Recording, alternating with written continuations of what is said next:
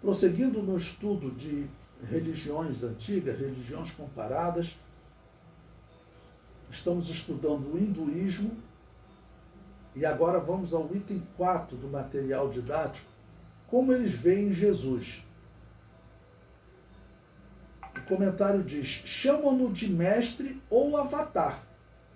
Bom, uma pausa aqui para poder explicar, lembrando que avatar para eles é uma encarnação, ok? De uma divindade, ok? Então eles estão dizendo o seguinte, que Jesus Cristo, na verdade, ele foi um homem especial e ele era uma encarnação dessas divindades, uma encarnação desses deuses.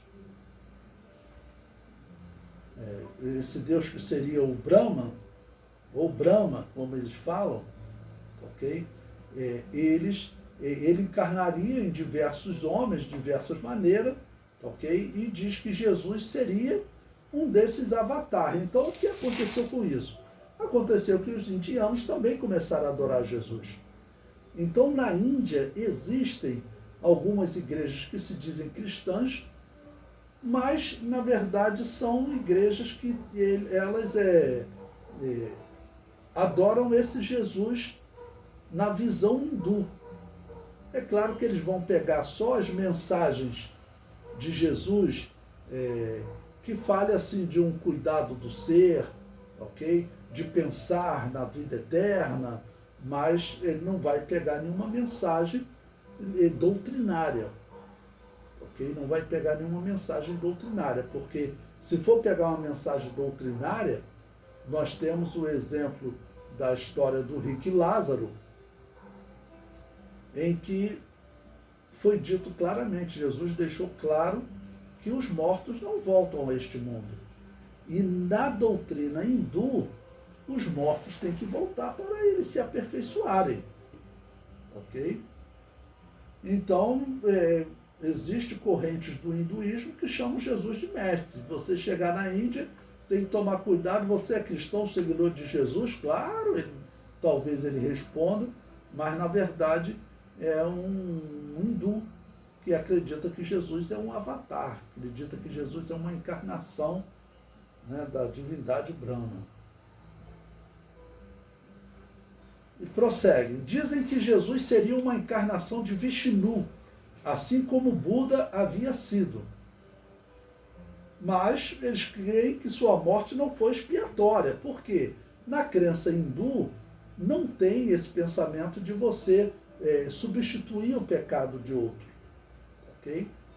Ele fala assim, olha, o teu pecado você vai conseguir se livrar dele sozinho, através de meditação. Prossegue.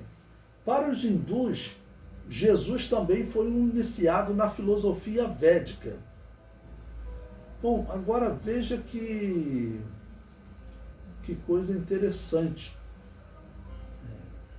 Eles dizem que Jesus, entre os 12 e 30 anos, porque a Bíblia fala de Jesus com 12 anos, e depois dá um salto de 18 anos, né, e vai para quase 30 anos. Eles dizem que nesse período Jesus foi lá na Índia estudar, né, com os hindus. E que então ele teria sido iniciado na filosofia védica.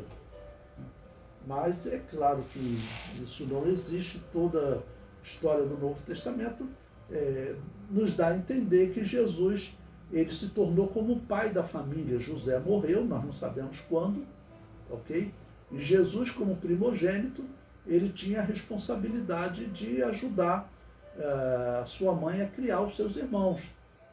E nós acreditamos que ele fez isso, apesar de quando ele parte para pregar o Evangelho, seus irmãos reclamam, criticam ele em determinados momentos, dizendo para ele ir para a cidade, aparecer, ok? Mas Jesus Cristo, na verdade, sempre esteve com a família. Essa coisa que foi para a filosofia, conhecer a filosofia dos hindus, não faz sentido. O comentário prossegue. O movimento hinduísta, chamado de Hare Krishna, diz que Jesus era uma encarnação direta de Krishna, que seria a principal divindade dele, né? Tá bom?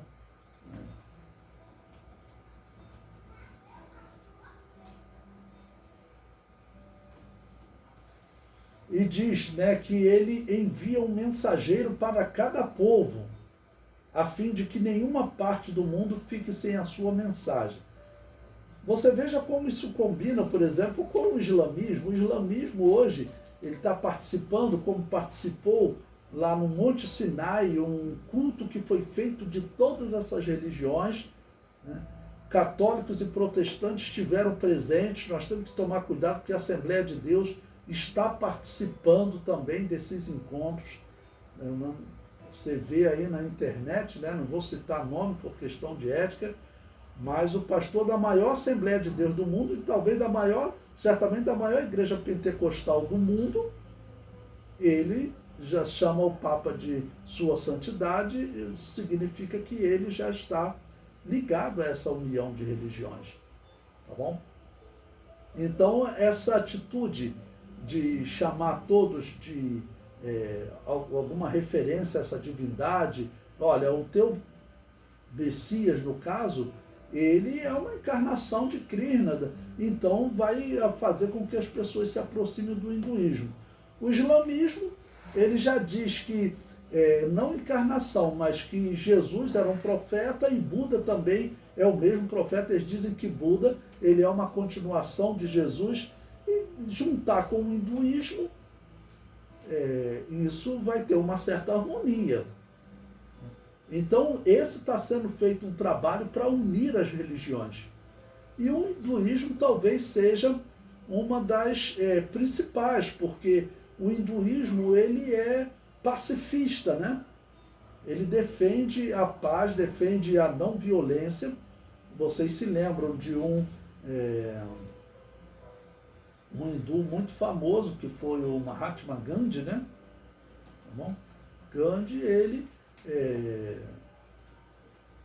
é um grande exemplo por ele ter exatamente conseguido livrar a Índia, né, do controle inglês. E isso sem revolução, sem guerra. E isso se tornou uma referência para o mundo. Depois de Gandhi, o budismo cresceu muito no mundo. Hoje o budismo cresce muito no mundo. Tá bom? Por quê? Porque Gandhi, ele ficou como exemplo em que ele lutava, segundo os historiadores, contra os cristãos, porque a Inglaterra, ela era protestante, né? Então, para eles, protestantismo é cristianismo. Nós sabemos que não é. Nós sabemos que toda igreja que batiza recém-nascido não é igreja cristã. Ela tem que procurar uma igreja verdadeira, eles têm que procurar alguém que mantenha o batismo dos apóstolos, que é um batismo de adulto, com confissão de fé. Mas Gandhi pensava que se tratava de um cristão, né? Ok? Mas, então, diz a história também que os protestantes, falando de Jesus para ele, deram uma Bíblia para ele, ele foi, leu as palavras de Jesus, e depois os protestantes voltaram e perguntaram a ele: você quer aceitar Jesus? Ele falou assim: olha, eu aceito o Jesus da Bíblia, mas não aceito o Jesus de vocês, não. Ou seja, o Jesus dos protestantes era muito diferente do Jesus de Gandhi. O Jesus dos protestantes era um Jesus opressor, estava oprimindo o povo dele. Como que ele ia aceitar esse Jesus? Agora, é interessante que Gandhi, ele foi influenciado por um cristão verdadeiro, né, de uma igreja que eles chamavam de rebatizadoras, tá bom? Ou anabatistas, como é a Assembleia de Deus, a Igreja Batista, né, que ao receber um católico ou um protestante, nós batizamos ele, porque batismo de recém-nascido não vale. E nós temos que tomar cuidado que uma das ações de Satanás é acabar com o verdadeiro batismo. A Assembleia de Deus é começar a aceitar pessoas que foram batizadas quando criança. Isso é heresia. Isso não pode, porque batismo de recém-nascido não tem valor. Não? Mas eles estão infelizmente, se aproximando dessas heresias, né? Se aproximando dessas heresias, e vocês que estudam, na verdade, vocês são as referências doutrinárias das suas igrejas. Vocês têm que estar falando isso, batendo nisso, para que a sua igreja não seja surpreendida. Que fique bem claro, a igreja que adota o batismo de recém-nascido é a mesma igreja que cultua os mortos no dia de finados. Você vai considerar essa uma prática correta? Se você aceitar o batismo de recém-nascido da Igreja Católica, daqui a pouco você vai estar cultuando os mortos com os católicos no dia de finados. Olha que diferença. Antigamente, os cristãos iam lá no dia de finados evangelizar os católicos, dizer que Jesus liberta. Eu estava numa igreja esses dias, me perguntaram, aí falaram, pastor, católico é irmão? Eu falei, claro que não. Quando você for lá no dia de finados, lembre-se que dia de finados é uma instituição católica, não é espírita. O espírita vai lá também porque os católicos obrigaram eles quando eles vieram da África, tá bom? Os negros, principalmente. Né? Mas, aquela é um feriado católico. Então eu perguntei para o irmão, olha, eu fui criado numa igreja que no dia de finados ela ia no cemitério evangelizar. No próximo dia de finados, se você for lá no cemitério encontrar um católico lá cultuando os mortos, você vai dizer Jesus liberta ou você vai dar a paz do Senhor para ele? Então, esse exemplo que nós estamos estudando aqui do hinduísmo e de Gandhi, né, todos eles eram hindus. E Gandhi, ele teve uma influência de um pastor anabatista, que eu vou dizer o nome dele aqui agora para vocês, é o pastor Petro Chelchinsky. Ele era da região da atual República Tcheca. Ele é um educador conhecido, ele escreveu 56 livros, só que a história da igreja não gosta nem de tocar nele.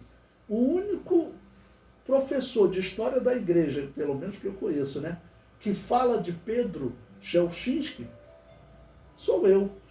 Né? No meu livro de história da igreja eu falo. Ele viveu 100 anos antes de Lutero e ele defendia que o cristão não pega em armas para se defender. Ele defendia a não violência. Aí vem Lutero defendendo a violência, defendendo a guerra justa, que ele chamava de guerra santa, ou guerra justa, e esse homem se tornou uma referência do que eles chamam de reforma protestante, que os católicos chamam de revolta protestante, e chamam tecnicamente, o que eles falam reforma, é você alterar, né, aquilo para o qual você está protestando, reclamando. Né? Mas quando você sai e organiza outro movimento, nesse caso, então já não é reforma, é revolta. E Lutero se tornou uma referência. A teoria da guerra santa católica, Lutero aplicou até contra os judeus. Ele defendeu que os judeus fossem mortos, que as suas sinagogas fossem incendiadas. Hitler, quando incendiava a sinagoga dos judeus, ele foi criticado por protestantes. Ele falou, não entendo vocês, eu estou fazendo o que Lutero falou para fazer, matar e incendiar as sinagogas dele.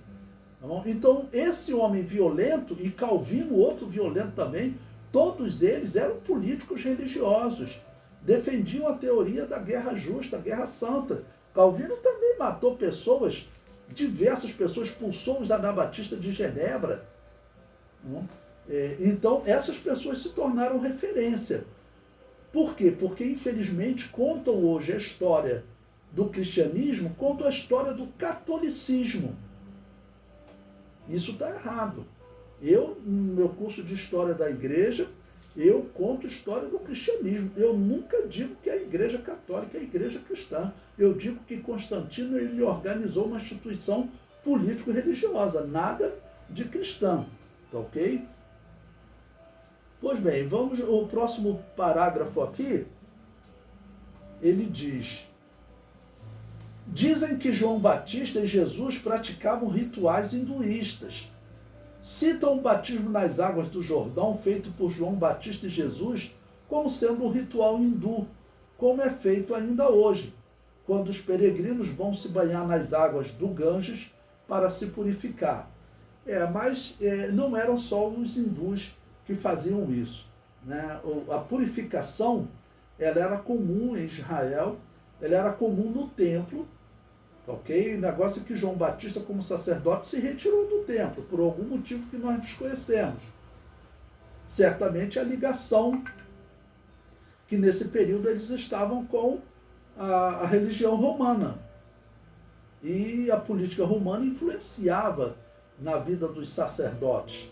Os sacerdotes eram escolhidos pelos romanos, então essa é a possibilidade que eu coloco de João falar: eu não posso ficar no meio dessa turma não. Tá bom? Então, apesar deles falarem isso, mas